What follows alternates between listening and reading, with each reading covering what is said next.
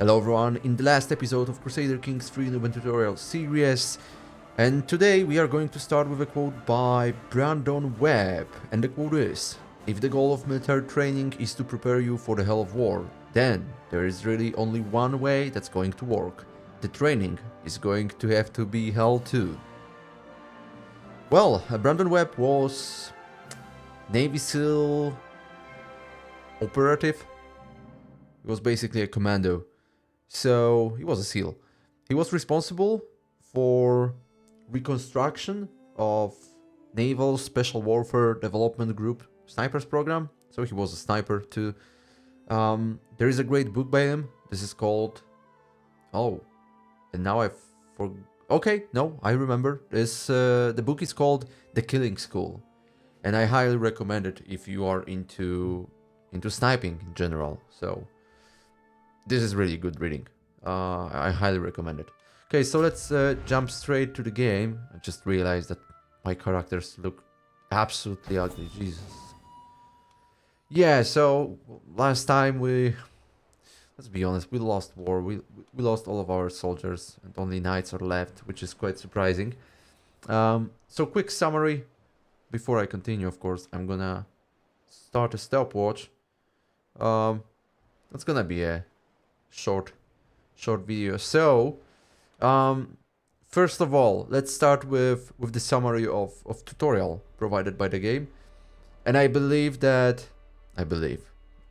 pretty sure it's a decent one. Based on Paradox standards, I have to admit that Crusader Kings 3 tutorial is probably the best. Definitely it's much better than Victoria 3. Definitely much better than Stellaris. In Stellaris it barely exists, it's just in the background. Sometimes you get some hints and that's it. So yeah, in Hearts of Iron 4, I think I could say this is somewhat similar to Hearts of Iron 4. But in case of Hearts of Iron 4, tutorial is a bit outdated, and here it's just a fresh one, so it feels more grounded. And I don't think that includes, I mean, maybe not bugs, but it's more up to date with the game than in case of Hearts of Iron 4. What else? I think the start of the tutorial is pretty decent. You just get to know the very basics, warfare, how to arrange marriages, basically how to manage your character, and that's it.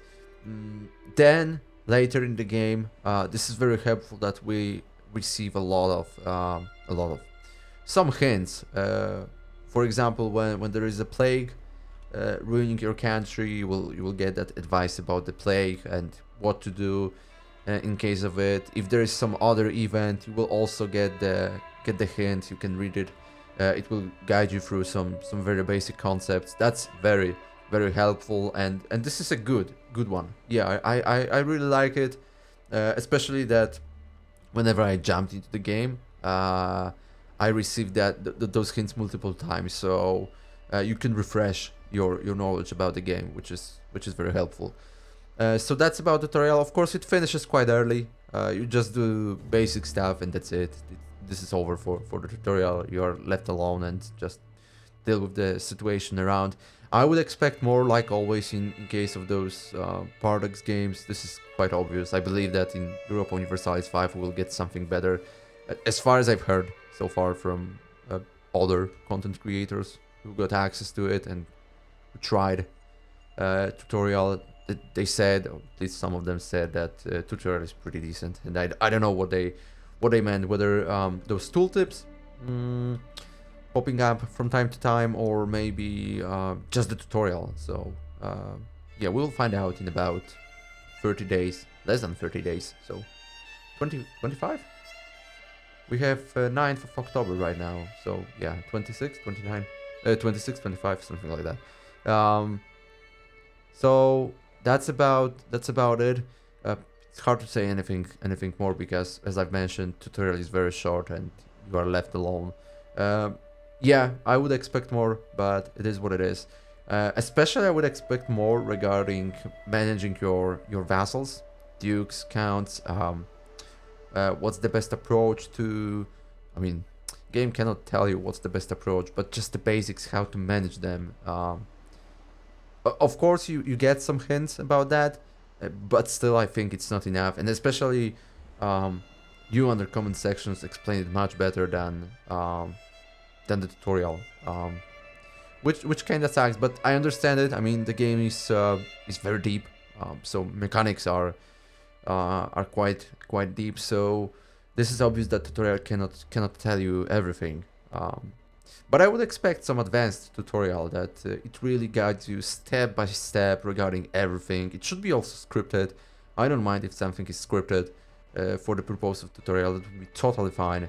And yeah, that would be great. But in general, the introduction is just fine. So yeah, so far the best tutorial out of every part of the game I've tried so far. And then let's go to the game itself. This is a very specific game. So you feel like you partially manage your country, and partially you feel that discomfort that your country may just collapse because you will die at some point. And basically your history somewhat resets because you are going to play as your heir. So I mean, either your son or whoever, it doesn't matter. And you are aware that, well, okay, something has ended and now I have to start again. And despite the fact your country may stay intact, like in case of Ireland, that's totally fine. You still have that feeling that, well, I've lost something and I cannot reclaim it anymore. So that's the main problem for me, because I like the feeling of constant progression. And here in Crusader Kings 3, this is somewhat minimized, I mean diminished, lowered, whatever you call it.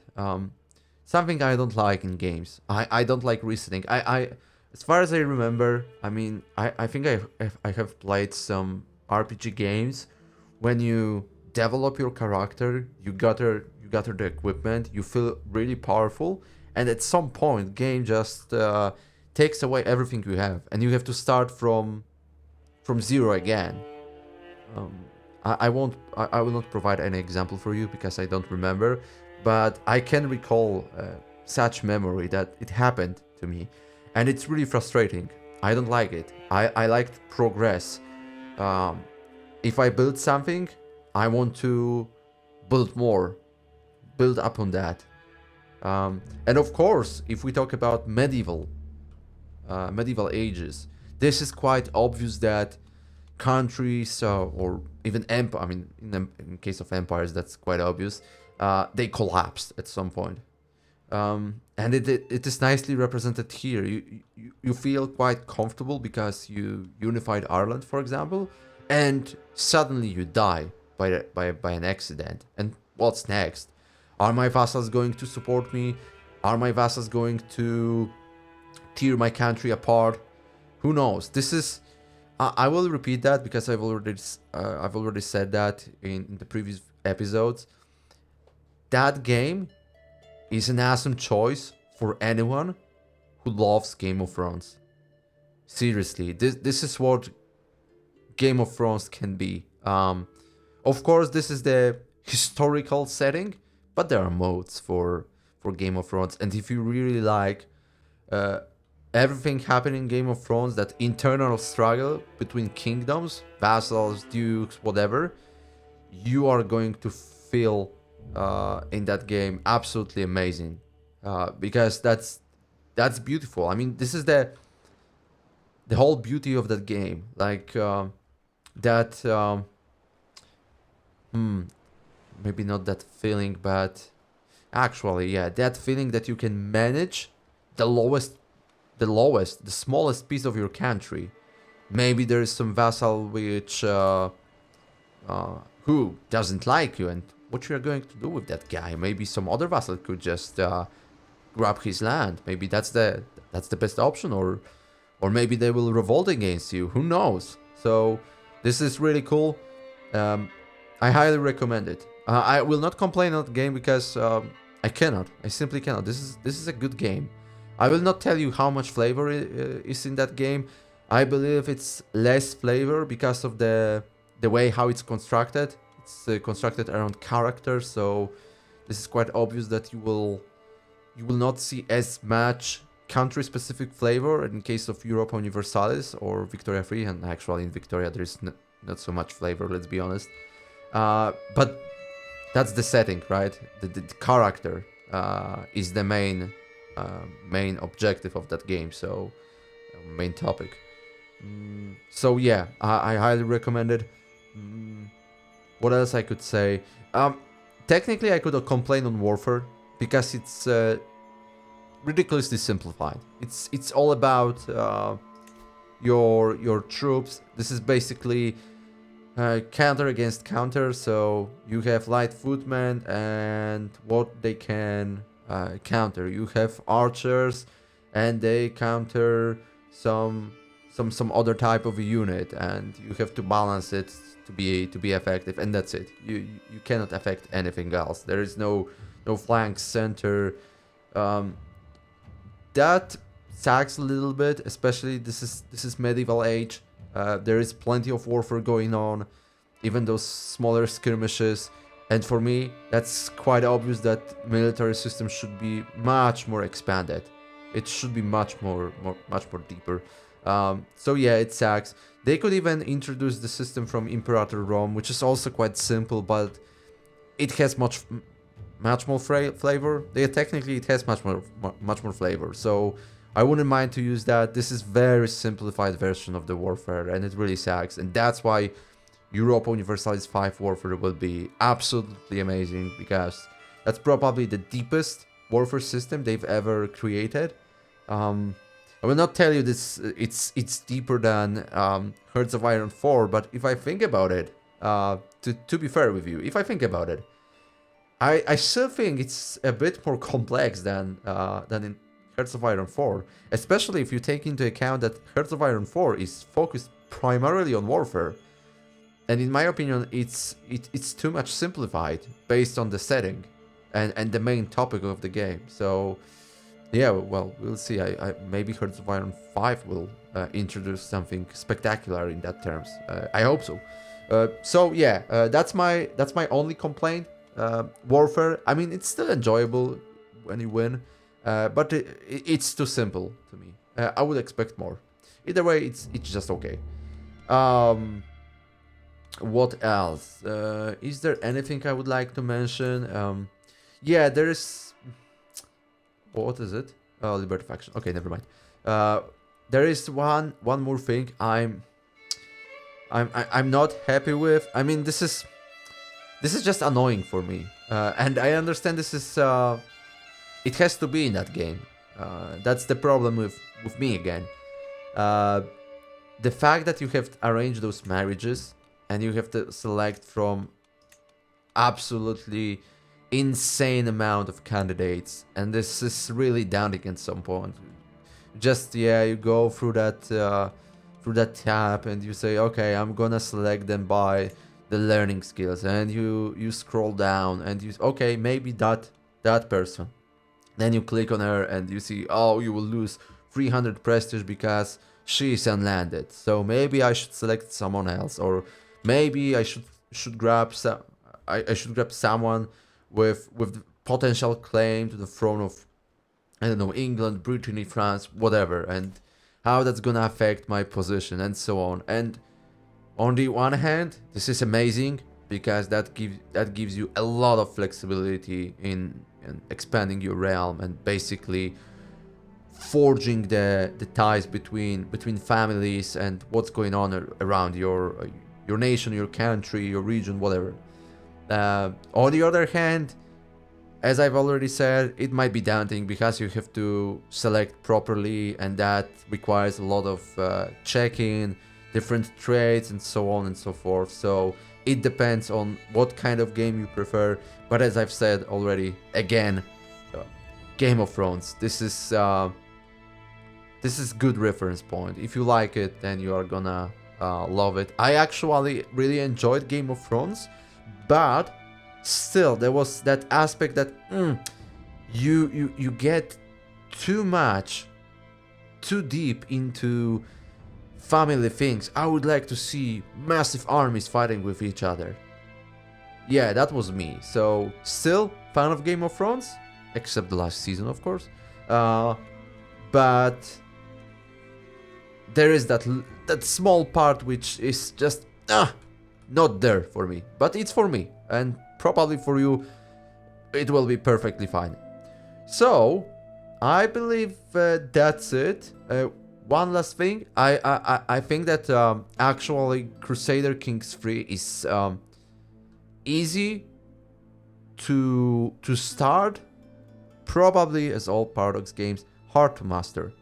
But the start, the bar, is put quite low, so you can start enjoying the game from the very beginning, which is cool, which is very cool.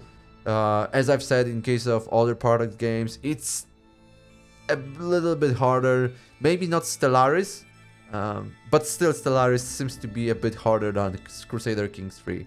Not mentioning Victoria 3, which is much more complex, and there is a lot of stuff which it's hard to understand at the very beginning. But in case of Crusader Kings 3, the start is really nice, really smooth, I would say.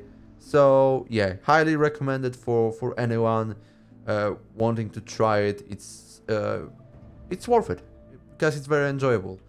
So, is that everything I wanted to say? I believe so. There's nothing else I would like to talk about. You can see that how simple, quote unquote, that game is because of the map modes. It's not too many of them, so it means that the game is basically simplified. If you compare it with Europa Universalis 5 or even Europa Universalis 4, you will see much more different map modes, which indicates that the game is much more complex. That's it. Okay, so I hope you enjoyed the whole series and today's episode. Before we finish, of course, I will recall the quote from the very beginning. So the quote is: if the goal of military training is to prepare you for the hell of war, then there is really only one way that's going to work. The training is going to have to be hell too. Brandon Webb. And with that being said, thank you very much once again for the series and for that episode.